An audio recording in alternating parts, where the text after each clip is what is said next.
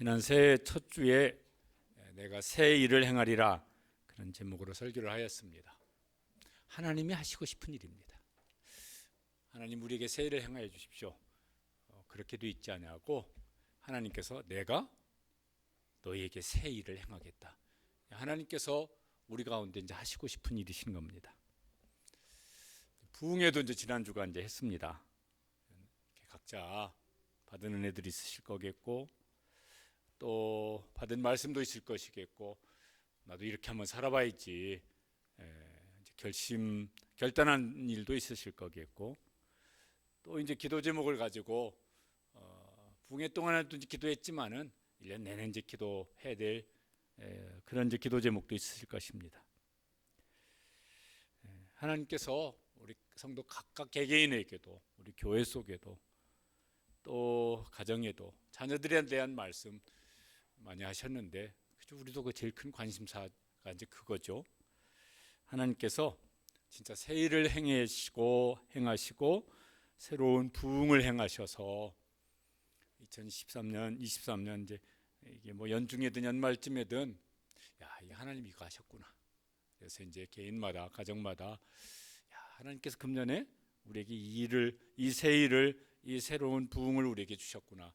이런 감사가 풍성해지고 또 그런 간증을 할 수 있는 우리 교회 모든 성도들 되시기를 주님의 이름으로 축복합니다. 오늘 이제 둘째 주일입니다. 한 주일이 길었던 것 같아요.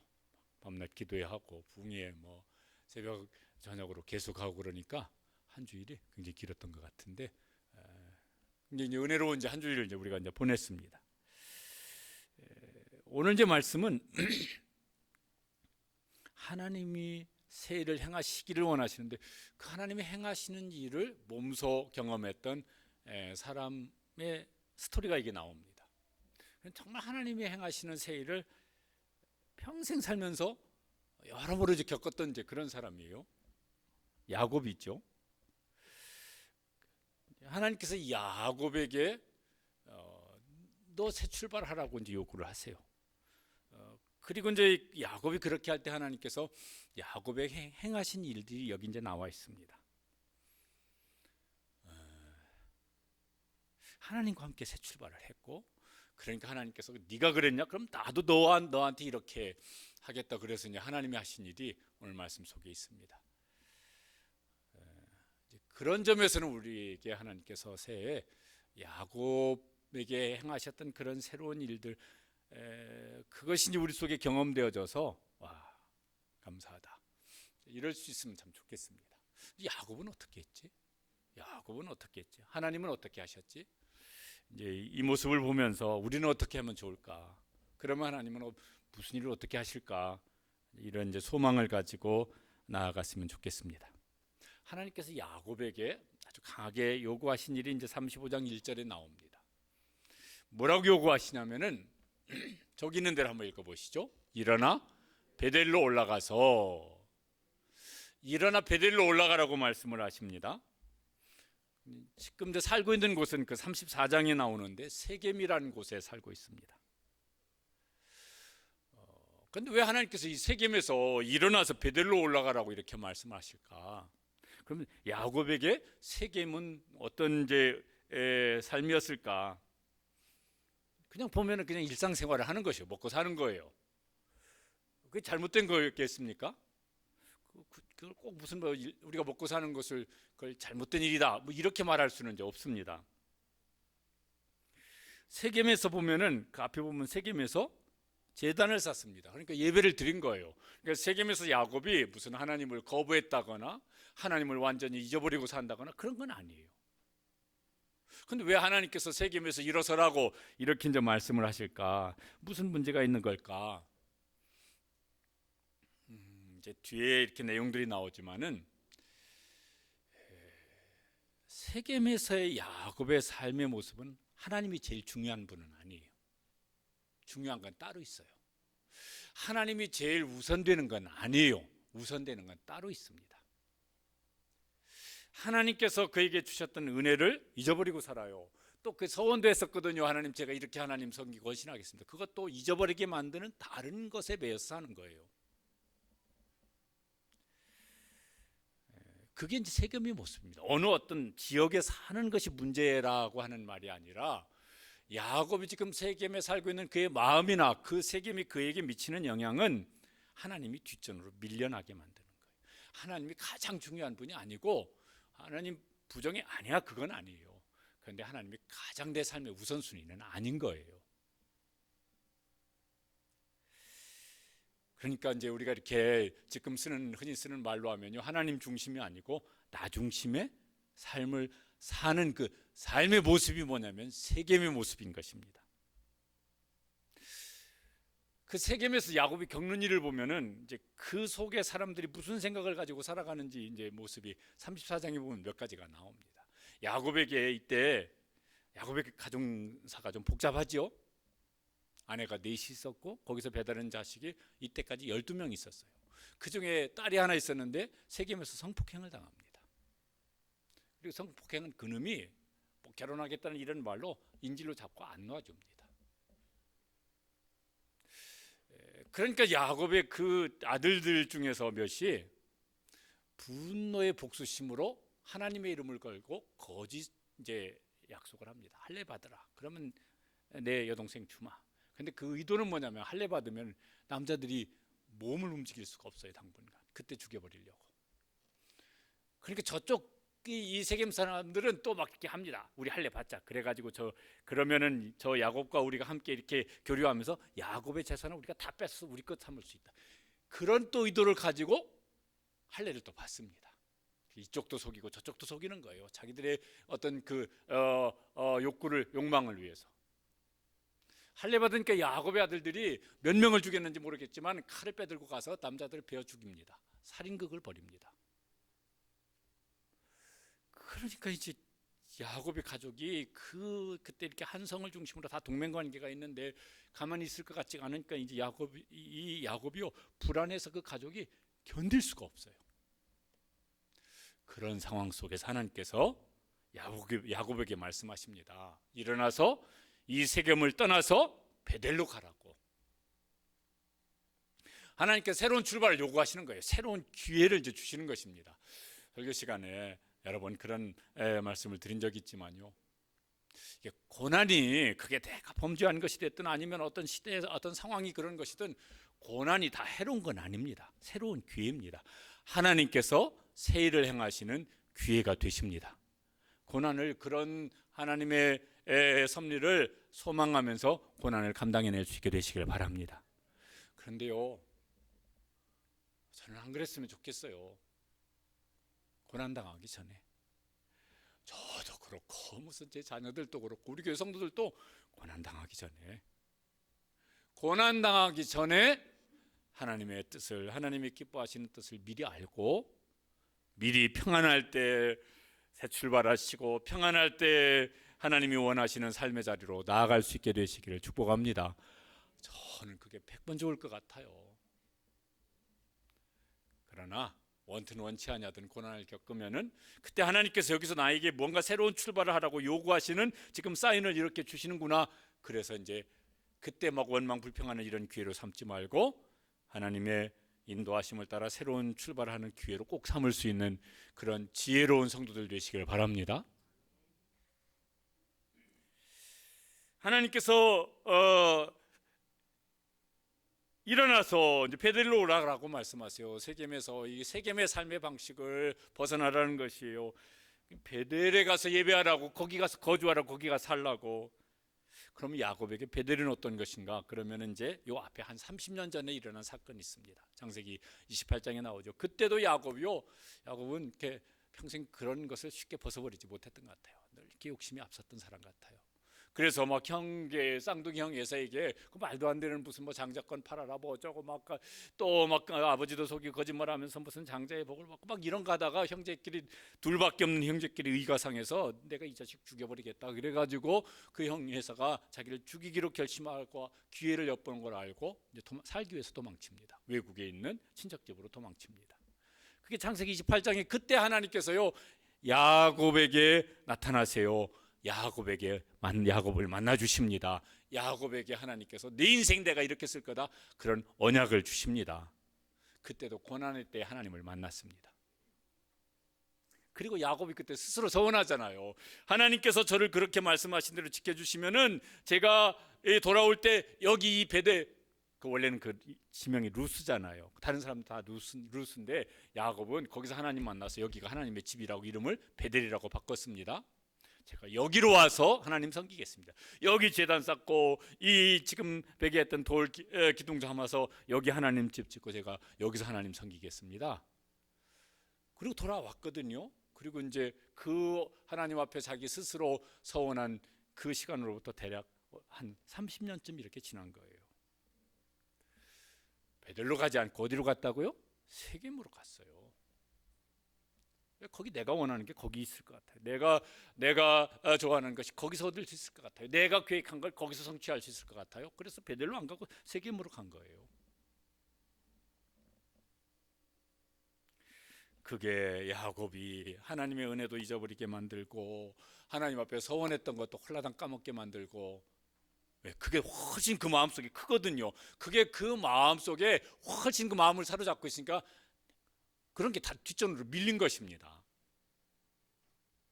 우리가 무슨 뭐 삶의 우선순위 이런 말들을 합니다.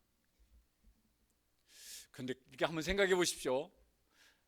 뭘 먼저 해야 됩니까? 그냥 이렇게 막 이렇게 질문하면 뻔한 대답이긴 하지만은 내가 좋아하는 거예요 우선입니까? 하나님 좋아하는 게 우선입니까? 그럼 우리가 정답은 다 알아요.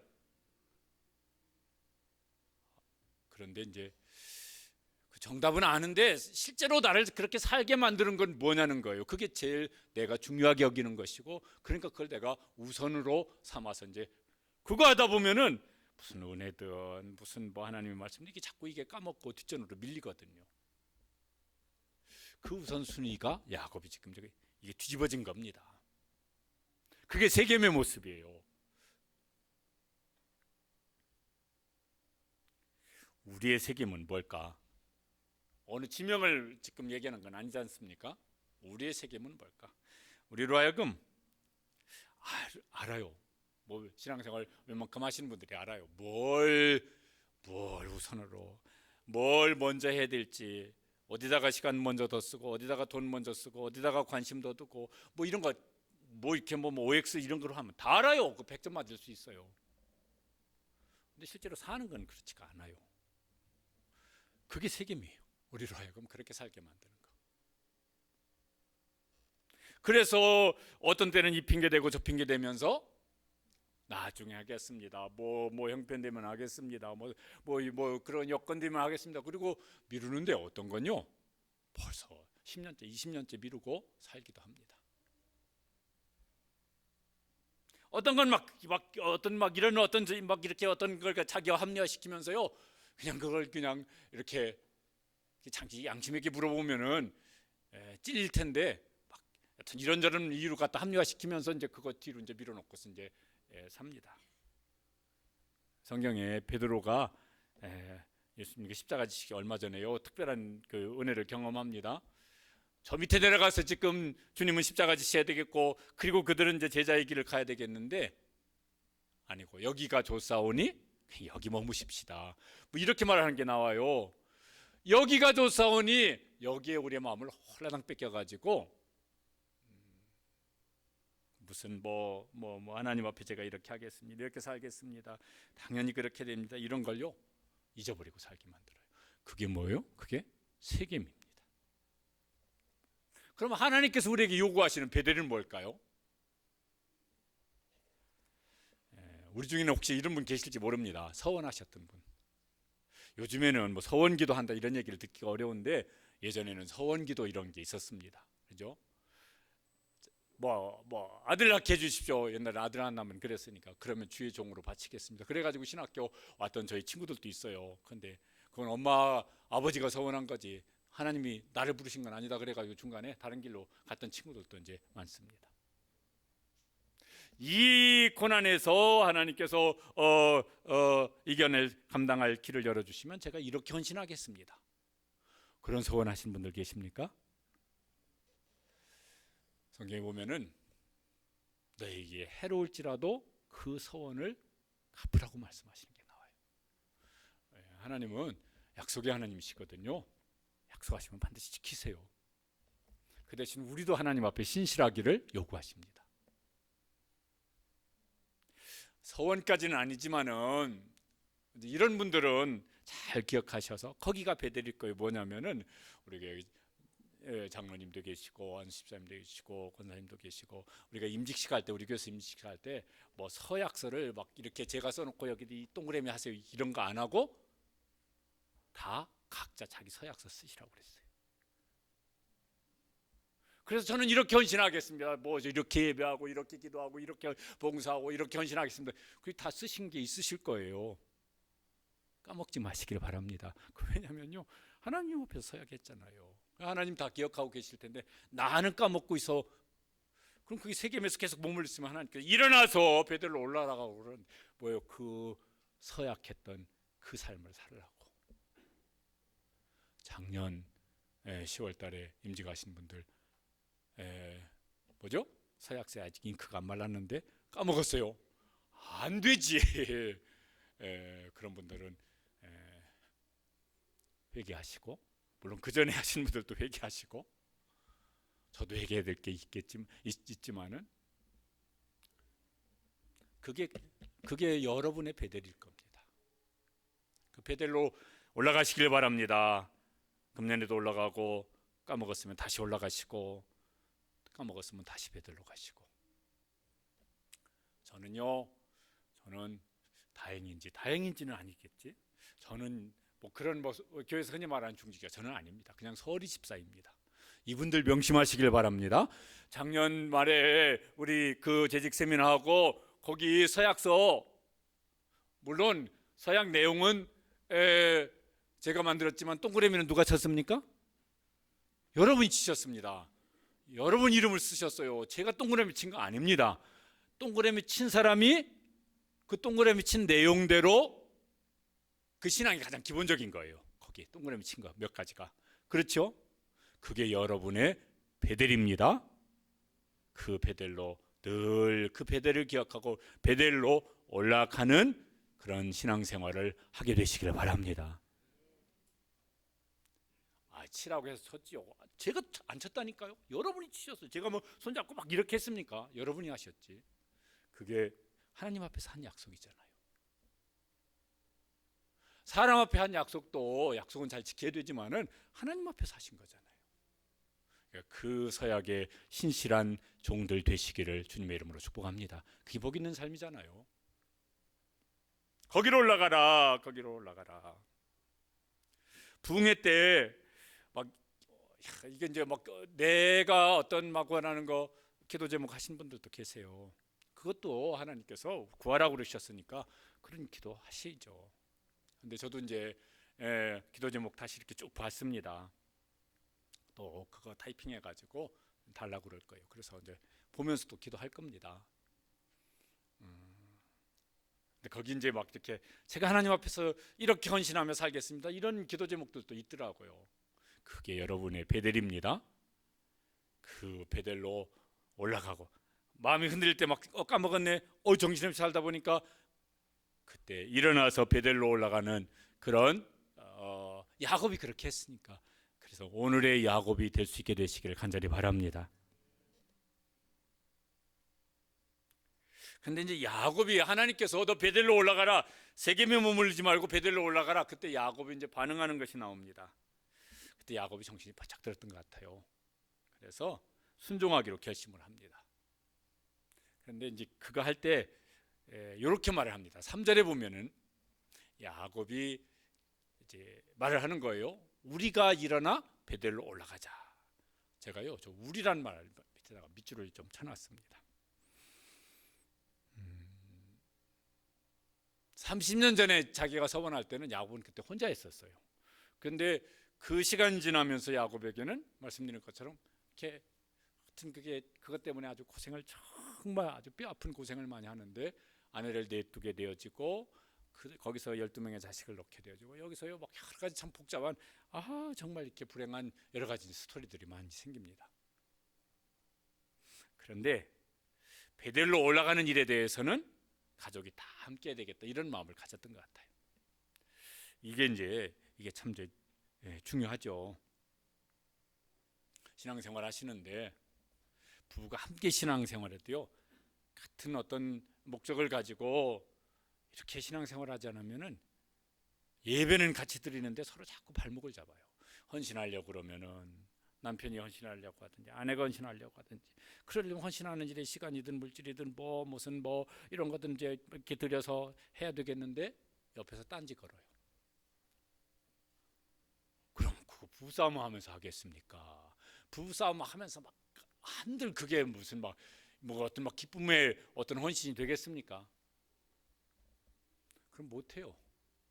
그러면서 막 헌신하면 그래 너는 해라 나는 뭐 이제 막 이러면서 이게 그 다투는 감정 때문에 막 더 서로 막 이렇게 발목을 잡는 이런 일도 생겨요. 그러니까 부부가 같이 신앙생활을 하더라도 같이 은혜 받고 같은 비전 품고 같이 헌신하고 이건 참 중요합니다. 우리가 함께 올라가자. 자녀들이 어렸을 때는 그래도 이렇게 이제 잘 양육을 해서 하면 되겠는데 아이고 무슨 뭐 3살만 돼도 지고집이 생겨요. 뭐 요새는 막 7, 8살만 되면은요 안 들어먹어.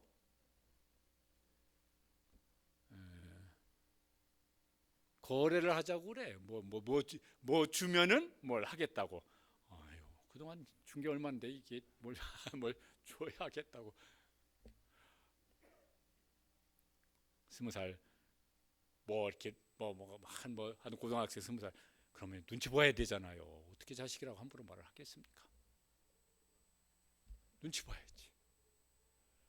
야곱의 가족은 얼마나 복잡했을까요? 무지무지 복잡했을 것 같아요. 근데 야곱 마음속에 그러든 저러든 세겜에서 베델로 올라가는 건 우리가 함께 해야 되겠다. 그러면서 이제 뭐 얼마나 설득했는지 모르겠지만 그걸 하고 있습니다.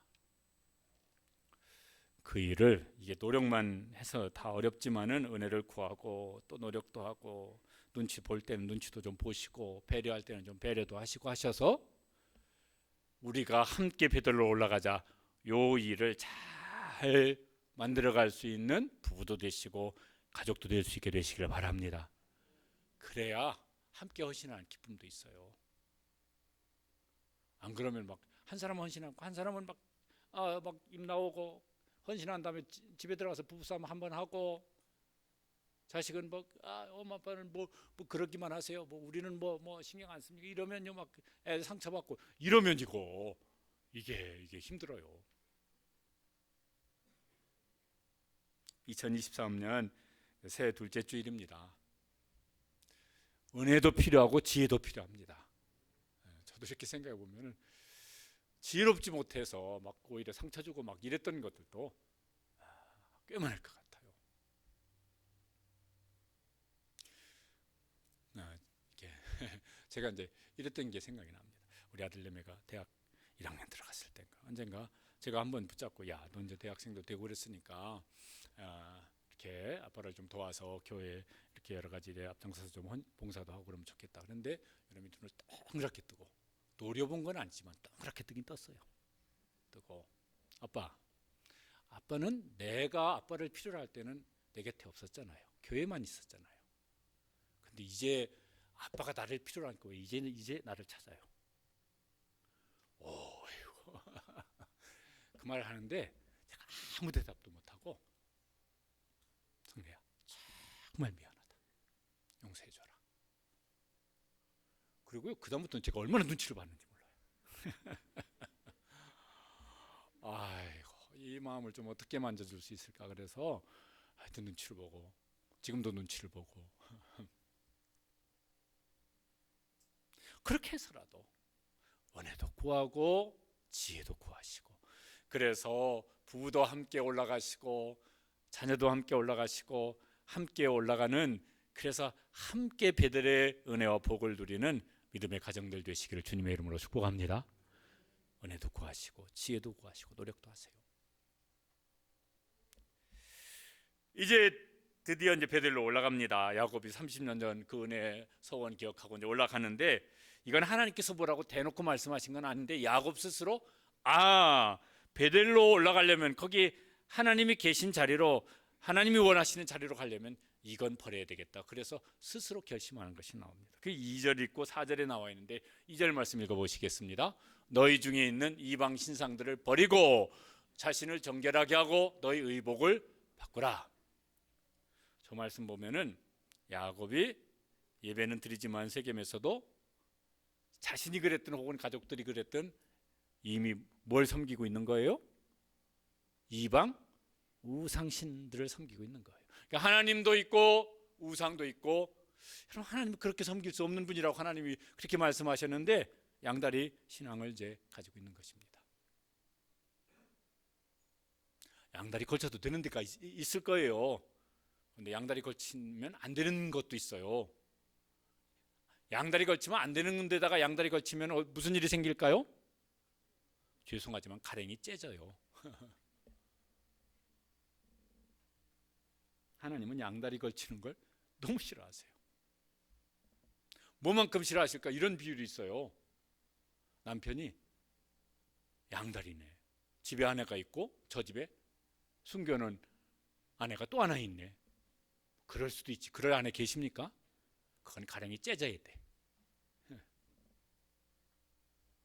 하나님을 섬기면서 우상을 섬기는 걸 그만큼 싫어하신다니까요. 근데 야곱이 생각하기에 우리가 하나님 앞에 베델로 올라가는 건 거기에 하나님이 계신 자리, 은혜의 자리, 말씀의 자리, 순종의 자리, 헌신의 자리 가야 되겠는데 우상신앙은 버리자.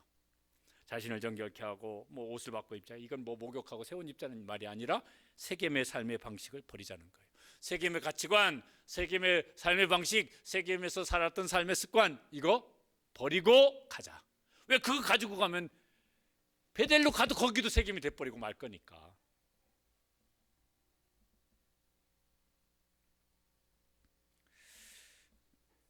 그런데 이제 가족들이 그 일에 이제 다 동참을 합니다.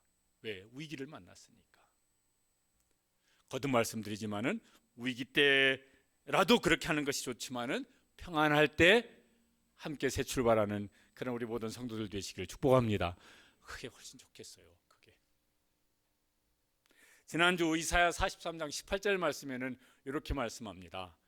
다시 읽어보시죠. 너희는 이전 일을 기억하지 말며 옛날 일을 생각하지 말라. 그건 우리 이제 생각 속에서 마음속에서 일어나는 일인데, 그게 어떤 결과로 나타나야 되냐면은 몸으로 실천하는 열매로 나타나야 됩니다. 안 그러면 생각만 하다 머물러 버리면은 열매가 안 맺히잖아요. 그죠? 야곱은 그렇자, 세겜 일을 기억하지 말자, 세겜의 삶의 방식을 생각하지 말자.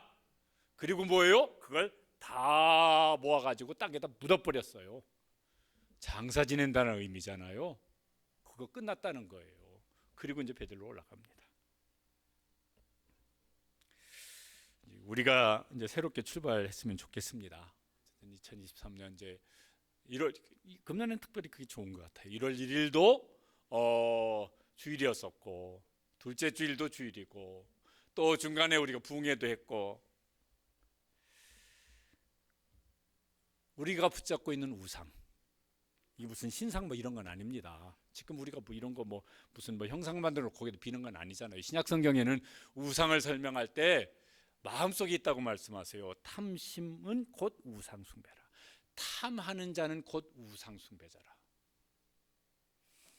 하나님 앞에 나아가는 일에 가로막는 만큼의 욕심 부리는 거, 이건 탐심이거든요. 그게 곧 우상이라고. 그러면은 하나님이 우선순위에서 자꾸 뒤로 밀리게 만드네. 그게 우상이거든요. 그게 세겜이고 그게 우상이거든요. 그 뭡니까? 각자 다 없으면 너무너무 감사한 일이겠고, 있으시면은 어떻게 하라고요? 그거 버리고 올라가자고. 그거 가지고 올라가면은, 가지고 또 뭘 하면요, 거기서 또 그 마음 가지고 살면 거기가 또 세겜이 돼버리고 맙니다. 이제 버려야 됩니다. 이제 이렇게 부흥회 때 목사님 설교하신 내용 다 기억납니까? 나면은 비정상일 것 같아요. 초등학생 정도면 기억나는 게 이제 정상일 것 같고, 이렇게 막 애 둘 낳았더니 하나도 생각이 안 나요. 이런 분들은 기억이 안 나는 게 정상일 것 같은데, 간증은 기억나시죠? 왜냐하면 제 방송을 차례로 하셨어요. 왜냐면은요, 서울 사대 출신이시거든요. 교육, 학습은 한 번 들어가지고 잘 안 됩니다. 최소한 몇 번 이상 반복할 때 학습 효과가 나타난다고 그래요. 그러니까요, 그 학습 효과를 높이기 위해서 재방송을 어떤 건 10번도 더 하신 것 같아요. 학습이 왜 한 번 들어가지고 잘 생각이 안 나. 반복해서 듣다 보면은 그게 안 잊혀지잖아요. 거기에 성령님께서 우리 속에 감동 주시고 은혜 주시면은 그걸 실행으로 옮길 수 있는 그런 원동력이 될 줄로 믿습니다. 막 그때 막 어렸을 때 막 분노 가득하던 시절에 그때 그 생각 붙잡았으면은 어떻게 됐을까요?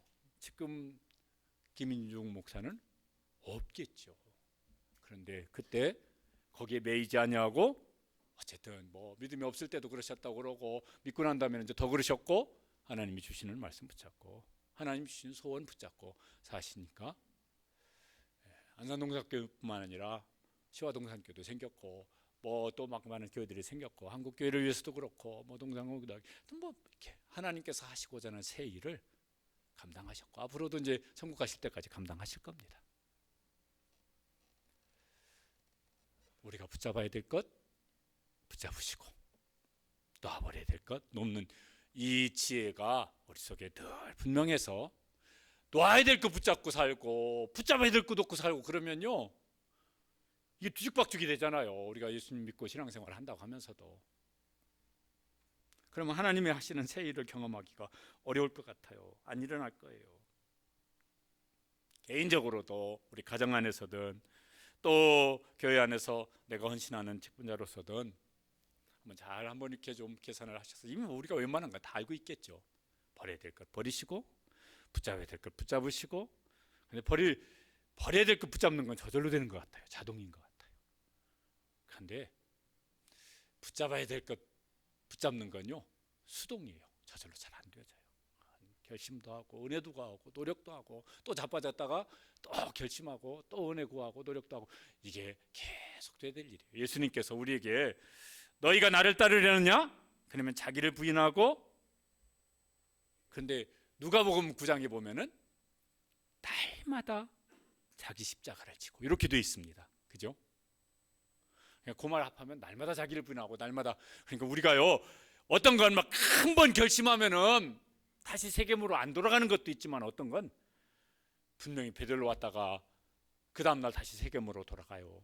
그러면 다시 어떻게 해야 돼요? 날마다 자기를 부인하고 날마다 자기 십자가를 지고 날마다 뭐 하자는 거예요? 날마다 베들로 올라가야 된다는 것이죠. 그런 것도 우리 속에 있습니다.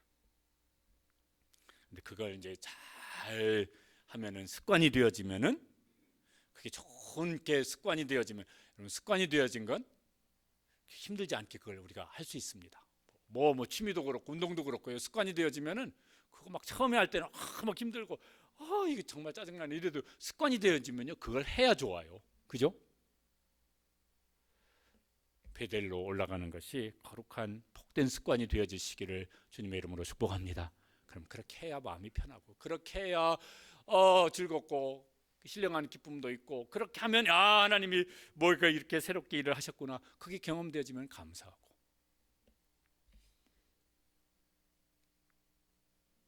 야곱이 드디어 이제 그렇게 하고 7절에 보면은 갔습니다. 거기서 제단을 쌓고 거기가 어디겠어요? 베델이에요. 이제는 세겜에서 제단 안 쌓습니다. 베델에 가서 거기서 정말 하나님 중심으로 하나님 말씀 중심으로 하나님이 최우선순위예요. 너희는 먼저 그의 나라와 그의 의를 구하라. 우선순위에 가장 먼저 앞에 있어야 될 것이 무엇이고 그 다음에 될 것이 무엇이고 이게 이제 정리가 된 것입니다. 그러면서 이제 옛날 이름은 베델이었었거든요. 하나님의 집, 하나님이 자기를 만나 주신 것이니까 이들은 뭐냐면 베델의 엘베델 하나님의 집에 계신 하나님이시다.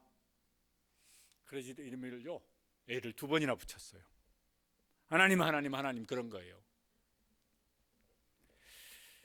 그러면 하나님 뭐 하실까? 그런 야곱에게 하나님께서는 뭐 하실까? 뭐 하고 싶으실까? 하나님이 하시고 싶은 일을 하시는데 그게 이제 9절에 나와 있습니다. 하나님 절에서 이제 그를 이제 부르신 거예요. 하나님 저거 하고 싶으셔서. 읽어보시겠습니다. 돌아오매 하나님이 야곱에게 나타나사 그에게 복을 주시고. 하나님은 어디든지 계십니다. 그런데 하나님께서 어디에서든지 누구에게든지 내가 여기 있다 그렇게 나타내시는 일은 언제든지 어디에서든지 그렇게 하시는 건 아니죠. 그렇죠? 그래서 우리가 예배를 드리더라도 하나님이 나타나시는, 좀 우리가 요새 더 일반적으로 쓰는 말로 하면 하나님의 임재하심을 사모하면서 주일 예배를 드릴 수 있게 되시길 바랍니다. 그러면 일주일 동안 예배 준비해야 돼요. 살면서도 토요일은 더 사모해야 되고, 주일 예배 드리기 오기 전에는 집에서부터뿐만 아니라 새벽 일어나서부터 하나님 예배 중에 나타나셔서 저를 만나주시고 저에게 말씀하시고 은혜 주시고 그걸 사모하게 되시길 바랍니다. 너희가 전심으로 나를 찾고 찾으면 만나리라 그러셨잖아요. 그렇게 예배를 드리고 그게 막 새벽에도 그렇게 해서 새벽에도 하나님이 나타나심을 주신다고 그런다면 얼마나 그 사람의 삶이, 베델의 삶이 얼마나 복된 삶이 되지 않겠습니까? 나타나신 하나님께서요, 나타나셔서 하시고 싶은 일이 있으세요. 그게 뭐라고요? 나타나서 그에게 복을 주시고. 하나님이 나타나실 때 두 가지가 있습니다. 하나는 뭐예요? 심판하시는 일이 있습니다. 또 하나는 뭐가 있습니까? 복을 주시는 일이 있습니다. 세겜에서 하나님께서 야곱에게 나타나셨더라면 그에게 심판이 있었을 거예요. 고난 겪었잖아요. 모든 고난이 다 하나님의 심판이라고 말하는 건 아니지만, 그러나 베델에서 하나님께 나타나셨을 때는 뭐 하십니까? 복을 주세요. 왜? 하나님이 원하시는 그 자리에 있으니까. 우리의 삶이 베델이 되시기를 축복합니다. 왜요? 그러면 하나님께 나타나셔서 그에게 복을 주시니까. 그런데 하나님께서 복을 주시는 건 혼자 잘 먹고 잘 사는 이런 건 아니었습니다. 10절에 보면은 하나님께 복을 주시는데 저렇게 복을 주세요. 같이 읽어보시겠습니다. 내 이름을 다시는 야곱이라 부르지 않겠고 이스라엘이 내 이름이 되리라 하시고 그가 그의 이름을 이스라엘이라 부르시고. 이것도 한 10여 년 전에 창세기 32장 야복강 사건 때 하나님께 나타나셔서 그에게 복을 주셨어요. 그리고 그 이름을 이스라엘이라고 불러주셨어요. 그런데 이름은 하나님이 새 이름, 야곱은 그 부모가 지어준 이름이고 이스라엘은 하나님이 지어주신 새 이름인데, 살기는 그 하나님 주신 새 이름 속에는요, 그가 어떻게 살아야 될지 그 삶의 이유, 목적 이런 것이 다 들어있거든요. 그런데 그냥 야곱처럼 살았어요. 이름은 이스라엘인데 살기는 야곱처럼 살았습니다. 하나님께서 다시 내가 네 이름을 이스라엘이라고 부를 것이다. 그리고 그 다음에 하시는 말이 너는 이스라엘처럼 살라는 거예요. 이거 뭐를 이해하면 좋을까 그러면요, 우리가 부모가 지어주신 이름 중에도 어떤 의미가 있어서 뭐 그렇게 살아라 이런 것도 있지만은, 우리가 이제 세상에 살면서 사회에 살면서 사회적인 이름이 있습니다. 직장에 가면은 무슨 뭐 역할이 있어요. 무슨 뭐 과장, 부장, 뭐 무슨 대리 있어요. 그러면 그 이름으로 회사가 이제 그 이름을 그에게 줘요. 무슨 뭐 부장이다, 과장이다 이름을 줘요. 그 이름을 줄 때는 그 이름에 맞는 역할을 감당하라는 거예요. 잘 감당하면 어떻게 되겠어요? 보상이 커지겠고, 잘 감당하지 못하면은 책상 빼겠고. 이사로 승진하신 어떤 분이요, 이런 말씀을 하시더라고요. 이게 승진한 게 좋기는 하지만 불안합니다. 부장까지는 웬만하면 정년까지 이렇게 있는데 이사는 매년 실적에 따라서 자리가 없어질 수도 있고 유지될 수도 있고. 하나님께서 우리에게 이름을 주세요. 뭐 개별적으로 다 무슨 뭐 각각 다른 이름을 주신 건 아니지만 교회를 통해서 우리에게 주신 이름이 있어요. 저는 목사고, 담임 목사고, 장로님도 계시고, 권사님도 계시고, 안수집사님도 계시고, 목자도 계시고, 집에 가면은 하나님이 주신 이름이 있어요. 남편이고 아내예요. 아버지고 어머니예요. 이건요, 하나님이 주신 이름이에요. 그 속에 뭐가 들어있다고요? 하나님이 원하시는 역할이 있습니다. 아내들아 이렇게 하라, 남편들아 이렇게 하라, 그것도 성경에 있어요. 부모들아 이렇게 하라, 자식들아 이렇게 하라. 거기 하나님께서 그 이름에 맞는 역할을 요구하고 계세요. 직분자는 그 직분에 맞는 역할을 하나님이 요구하세요. 그게 이름값 하면서 사는 겁니다. 사회에서도요, 어떤 이름이 주어졌으면 이름값 잘해야 됩니다. 그러면 귀한 사람이 되지만은 이름값 못하면요, 자꾸 뒤에서 욕먹어요. 하나님 앞에서 하나님이 우리에게 주신 그 이름값을 잘 감당할 수 있는 그런 우리 모든 성도들 되시길 바랍니다. 그러면 부모도 귀한 부모, 남편도 아내도 존경스럽고 사랑스러운 남편 되고 아내 되어지고, 성도도 야, 우리 교회 저분 너무 귀하다, 뭐 이렇게 되지 않겠습니까? 하나님께서 그에게 보상을 주시는데, 잘하였도다 착하고 충성된 종아, 그러면서 뭐예요? 내가 네게 많은 것을 맡기리니 내 주인의 즐거움에 참여할지어다. 영원한 보상을 주실 줄로 믿습니다.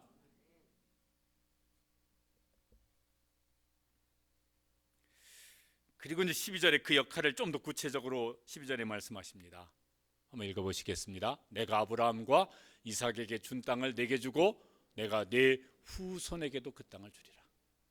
너에게 주는 약속은 너에게도 주고 내 후손 대대로에게도 주는 약속이다. 그 뭐예요? 네 후손 대대로도 하나님의 언약의 말씀을 붙잡고 살게 만들려고 하는 그의 책임도 그 속에 있는 것이죠. 그런데 이게 이제 그 30년 전에 그 언약을 주실 때는 조금요, 이런 말씀이 더 덧붙여져 있습니다. 창세기 28장 14절에 나오는데, 하나님의 마음속에 하시고 싶은 일은 저런 겁니다. 저기다 빛을 쳐놨어요. 땅의 모든 족속이 너와 네 자손으로 말미암아 복을 받으리라. 너 혼자 잘 먹고 잘 사는 것이 아니고, 네 자녀만 잘 먹고 잘 사는 것도 아니고, 너와 네 자손으로 말미암아 땅의 모든 족속이 하나님 주시는 복을 누리게 하는 축복의 통로로 너를 쓸 것이다. 하나님 우리를 그렇게 쓰시기를 원하십니다. 우리 교회를, 우리 모든 성도들을, 우리 자녀들을 그렇게 쓰시기를 원하십니다.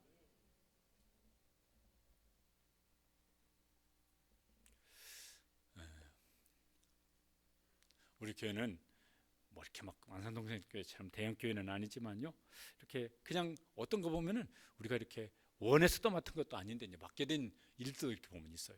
우리 교회가 두 분의 선교사를 파송했는데, 김광배 선교사님도 원래 주파선교회가 따로 있었어요. 우리는 그냥 협력하는 교회였었습니다. 근데 주파선교회가 뭔 사정으로 파송을 취소해버렸어요. 그래서 목사님, 파송교회가 파송을 취소했습니다. 기도해 주세요. 그냥 여러분 같으면 그냥 기도해 주세요인데, 저는 그 말이 무슨 소리인지 알거든요. 그래서 전화하면 어떻게 됐냐, 아직 아무 교회가 정해진 교회에서 또 조금 있다 전화하면 어떻게 됐냐, 아직 정해진 연말이 다 됐는데요, 어디 정해진 교회가 있냐, 없습니다. 우리도 빚잔뜩 있는데, 알았어, 그러면 우리 교회에서 당회에서 의논할게. 그래서 장로님들이 다 좋게 여기셔서 우리가 파송교회 됐습니다. 김종훈 선교사님도 사실은요, 주파송 누가 있으셨어요. 그런데 뭔 사정인지 모르겠지만 그 파송이 취소됐어요. 파송할 교회가 없어요. 그래서 또 당회했죠. 우리 교회 청년 출신인데 우리가 주파송 교회가 되면 좋겠습니다. 장로님들이 다 좋게 여기서 그러십시다. 오늘 아침에 어젯밤인가 카톡이 왔어요. 김광겸 선교사 그 사랑의 쌀 나누기 우리가 보내준 게 있거든요. 하여튼 거기는 뭐 그냥 딱 지목해서 보내요. 이번에는 600만 원 보냈어요. 그래서 보냈더니 그걸 쌀로 사가지고 뭐 어떻게 쫙 나눈 내역을 이제 상세하게 이제 해서 보냈습니다. 그러면서 감사하다고, 교회에 감사하다고. 그래서 제가 답장을 보냈어요. 우리가 감사하다고. 우리는 우리 지역만 했었는데 이게 인도까지 가게 되어서 기회를 줘서 감사하다고. 그랬더니 뭐 이모티콘에 막 웃는 이모티콘 하나 보냈어요. 감사하잖아요. 우리는 우리끼리 요 옆에만 했는데, 이게 무슨 원해 산 건 아니지만은 시키니까 이게 사양해야 되는데 사양하지 못하는 성격 때문에 보냈어요. 그러니까 우리를 통해서 이제 내년에는 뭔 요구를 할지 이제 기대가 되는데, 너와 땅의 모든 족속이 너와 네 자손으로 말미암아 복을 얻으리라. 우리도 하여튼 어떻게든 그렇게 쓰임 받았으면 좋겠고, 우리 자녀들은 하나님 갑자기 10배나 복을 주셔서 복음으로도 또 무슨 삶의 필요를 나누는 일이라도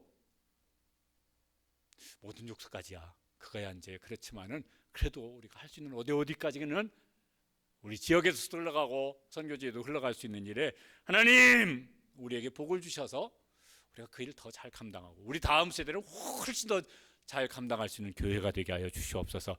그렇게 기도하시고 사모하시고 은혜를 구하게 되시길 바랍니다. 2023년 이제 둘째 주입니다. 새 출발을 했으면 좋겠습니다.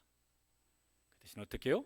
세겜에 머물러 있는 것이 아니라 세겜에서 베델로 올라가서 새 출발하고 하나님께서 거기서 예배 때도 만나주시고 일 가운데도 하나님께서 나타나 주시고 예배 중에도 하나님 복을 주시고 우리의 삶의 자리에서도 하나님께 복을 주셔서 그 복이 더 많이 흘러가는 일에 쓰임받는 우리 교회 우리 모든 성도들 우리 자녀들 되시기를 주님의 이름으로 축복합니다. 기도하시겠습니다. 기도하실 때 하나님